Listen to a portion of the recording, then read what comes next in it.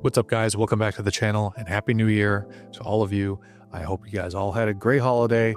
Today, I'm going to be doing a video about cool cars that you could buy at a cheap cost. And for this video, we're actually going to do a strict budget of $15,000. Maybe you're just more conservative with your money, or you really want a cool car, but you don't make enough. So in that case, this list is all about you.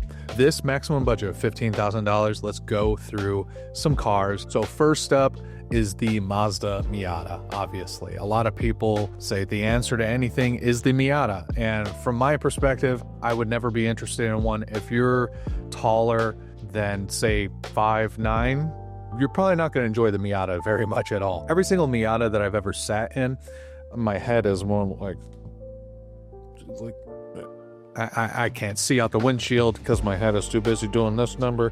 I don't really think that it's a good car for me. But if it's a good car for you, you should really look into it. Plenty of aftermarket support, plenty of parts available for these things. Not only that, the engine is very reliable. It is a Japanese car after all. Most of them are reliable. Mazda probably being kind of the underdog in the Japanese brands. Next up is the Nissan 350Z, 2 seats, sports car, V6. What more could you want? You can take this to the track, you can daily it, you can run it into the ground. Reliability's sake, I think they're really good. I think some people kind of do way too loud of exhaust on them because they sound like crap. That V6 in particular is just obnoxious. You should just kind of have more of a toned down exhaust for those cars. But nonetheless, they handle great, they drive great.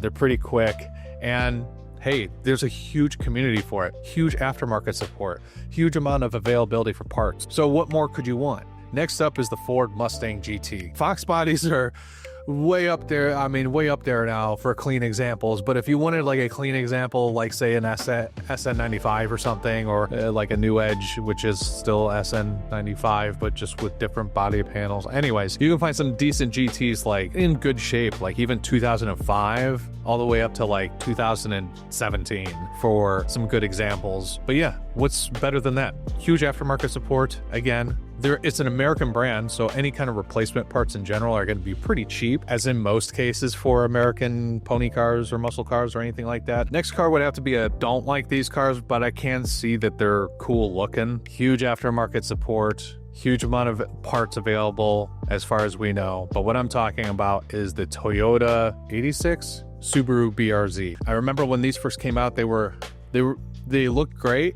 But in my opinion, they drove absolute crap. I remember I went to the Chicago Auto Show before I started doing content and stuff like that, and I probably should have been doing content back then, but whatever, irrelevant. I went down to the bottom floor and they were doing test drives, a special case test drive. You get to go drive these things around downtown Chicago. And I was like, all right, sign me up. And I drove, and I'm the salesman goes, go ahead, step on the gas, floor it, because there has to be somebody riding in there with you. Step on the gas. And I remember the salesman looking at me and saying, wasn't that amazing?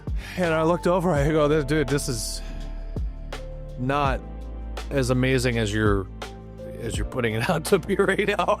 This shit's slow.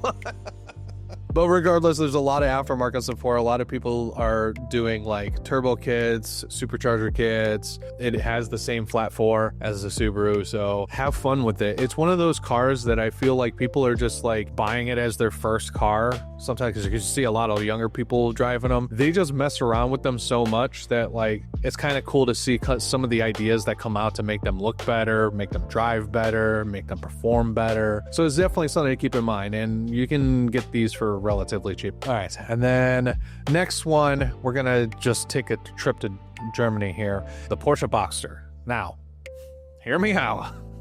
Porsche Boxster is probably the cheapest of the Porsches. Obviously, it's kind of there for a reason. It's supposed to be the affordable sports car in the Porsche line. But I feel the Boxster, I've seen people have issues with this, with wheel hub bearings or something like that. I forget what it is. I have met people with Boxsters before. They're like, oh, I love the car. There's just a couple nitpicky things that you have to watch out for that has to be replaced. And when you replace it, it is kind of an expensive fix, but I just can't remember what the heck it was. I'll probably put it in words over here hey, dumbass, it is actually this.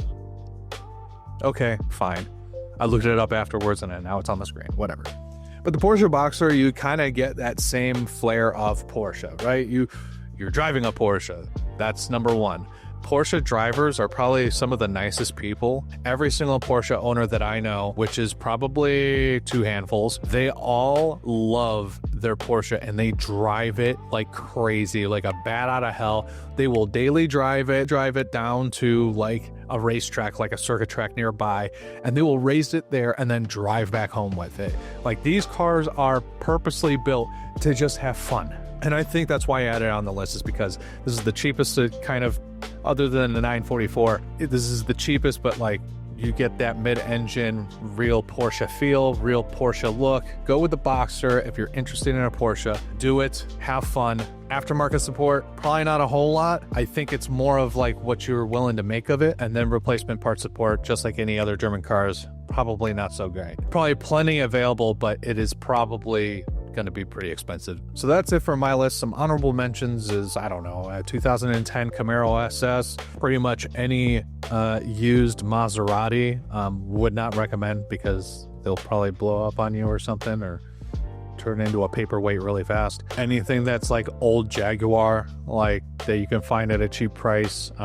High maintenance item, yes, but some of the body styles, like from the older Jaguars, kind of got like this weird classic look. They kind of look baller, man. They kind of look gangster. I don't know what it is about them, but they so that's it for my list. I hope you enjoyed it. I hope this helps you and make some sort of decision if you have a maximum budget of $15,000 to whether it be financing or something that you're probably just going to save up for a little weekend toy. So that's my list. I hope you enjoyed it, and I think I'm going to make another video with a $40,000 budget soon enough.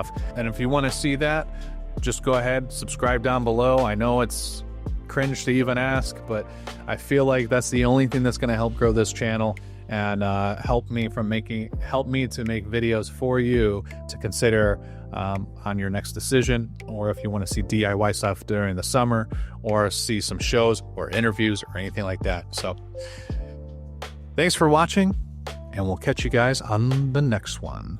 I'm gonna put this screwdriver away. This is